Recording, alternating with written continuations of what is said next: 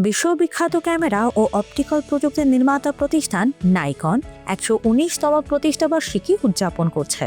১৯১৭ সালের ১৫ জুলাই জাপানের টোকিওতে যাত্রা শুরু করা এই প্রতিষ্ঠানটি ১ শতাব্দীরও বেশি সময় ধরে ক্যামেরা ও অপটিক্যাল প্রযুক্তির বিকাশে গুরুত্বপূর্ণ ভূমিকা রেখে আসছে। নাইকনের যাত্রা শুরু হয় নিপ্পন কোকাকু কোগিও কাবুশিকি গাইসার মাধ্যমে। প্রতিষ্ঠার শুরুতে তাদের মূল লক্ষ্য ছিল জাপানের নিজস্ব অপটিক্যাল শিল্প গড়ে তোলা।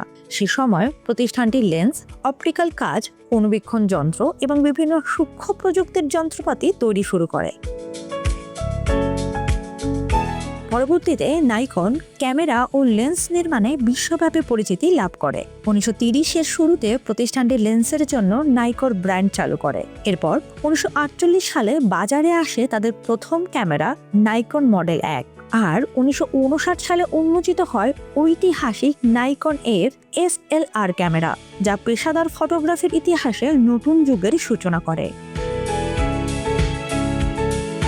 পরবর্তী সময়ে Nikon F, Nikon F2, F3 এবং নাইকন D1 এর মতো জনপ্রিয় ক্যামেরা বিশ্বজুড়ে ব্যাপক সাড়া ফেলে।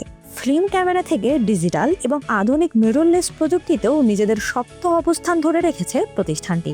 ২০১৮ সালে জেট মাউন্ট মিররলেস সিস্টেম চালু করে নতুন অধ্যায় শুরু করে নাইকন, আর ২০২৪ সালে রেড ডিজিটাল সিনেমা অধিগ্রহণের মাধ্যমে সিনেমা ক্যামেরা প্রযুক্তিতেও বড় পদক্ষেপ নেয় প্রতিষ্ঠানটি। ১১৯ বছরের দীর্ঘ যাত্রায় নাইকন শুধু একটি ক্যামেরা নির্মাতা নয়, বিশ্ব ফটোগ্রাফি প্রযুক্তির অন্যতম পথ প্রদর্শক হিসেবে নিজেদের প্রতিষ্ঠিত করেছে।